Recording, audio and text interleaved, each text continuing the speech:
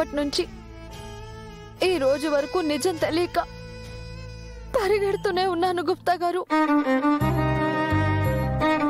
ఇక నేను పరిగెత్తలేను గుప్తా గారు. టైం కూడా లేదు. ప్లీజ్ నాకు ఇవాళ నిజాలు తెలియాలి. మిస్ అమ్మ వాళ్ళ నాన్న దగ్గర ఆయన ఎందుకు నిజం దాచారో, నా తల్లిదండ్రులు నిజం ఎందుకు దాచారో నేను తెలుసుకోవాలి. ప్లీజ్ ఆయన దగ్గరికి తీసుకువెళ్ళండి. సరే బాలిక, ఇది నీవు కోరి తెచ్చుకొనుచున్న కష్టమని మరువకుము. ఒక్కసారి నిజము తెలిసినచో దానిని ఎన్నటికీ నీవు మరువలేవు.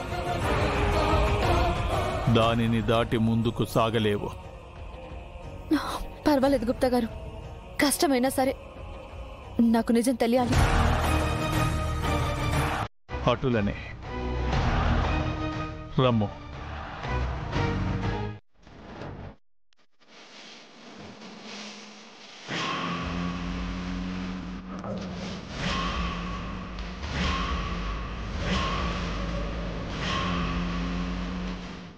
అన్నా త్వరగా పోనివ్వండి అన్నా.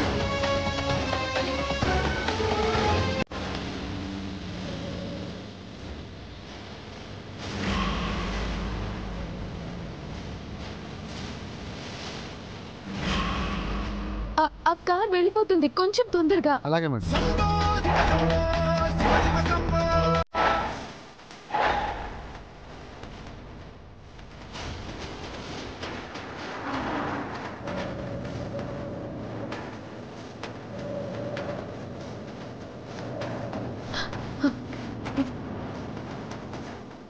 ఏమైంది? తెలియదు మేడం, చూడాలి.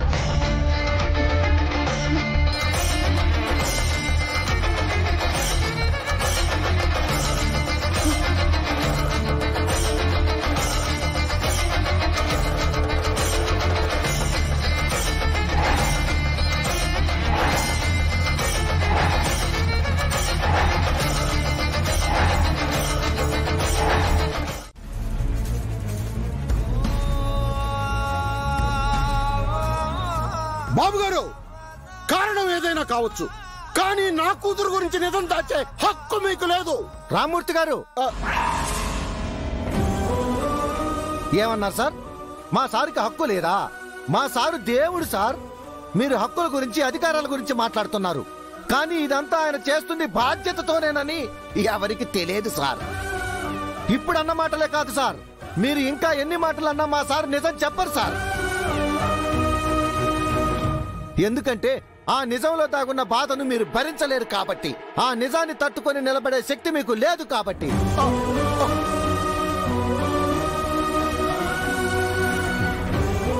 ఆ నీలకంఠుడు గరళాన్ని కంఠంలో దాచుకున్నట్టు మా సారు నిజాన్ని మనసులోనే దాచుకుని కష్టాన్ని కన్నీళ్ళ దగ్గరే ఆపేస్తున్నారు సార్. రాథోడ్, నా కూతురు గురించి నీకు కూడా తెలుసా? నువ్వైనా నిజం చెప్పు రాథోడ్. నా కూతురు ఎవరు, ఎక్కడుంది, ఎలా ఉంది రాథోడ్? చెప్పు రాథోడ్. ఆ నిజాన్ని వినే ధైర్యం మీకుందేమో, చెప్పే ధైర్యం నాకు లేదు సార్.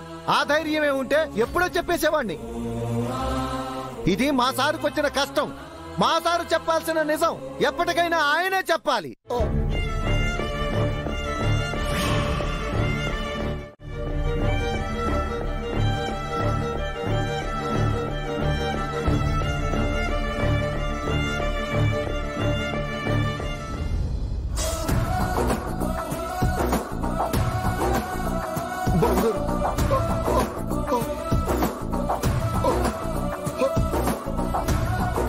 మీ కళ్ళలో నీళ్లు, మీకు దండం పెడతాను బాబు, నా కూతురు గురించి చెప్పండి.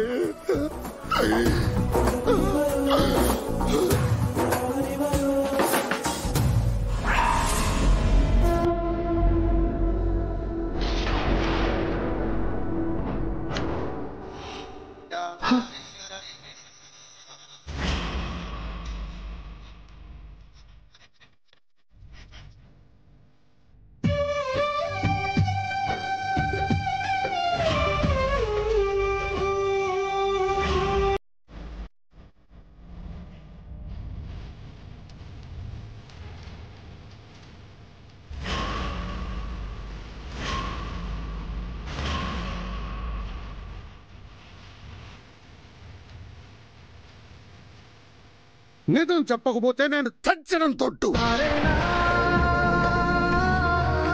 నా కూతురెవరో ఇప్పుడు చెప్పండి బాబు.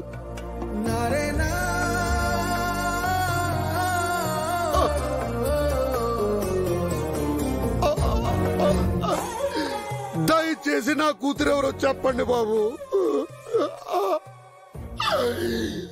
బాలిక, నీ గతము గురించి, నీకు కావలసిన నిజము గురించి నీవు తెలుసుకున్నటకు ప్రత్యక్షముగా తీసుకువచ్చి తిని.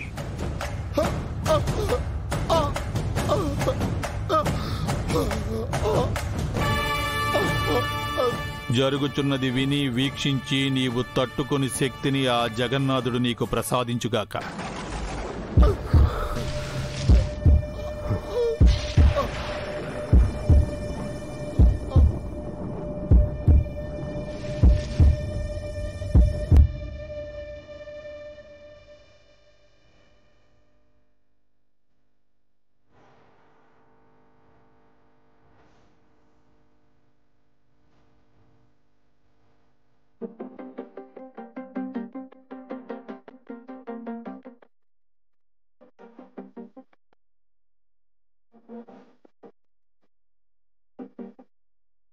గుప్తా గారు,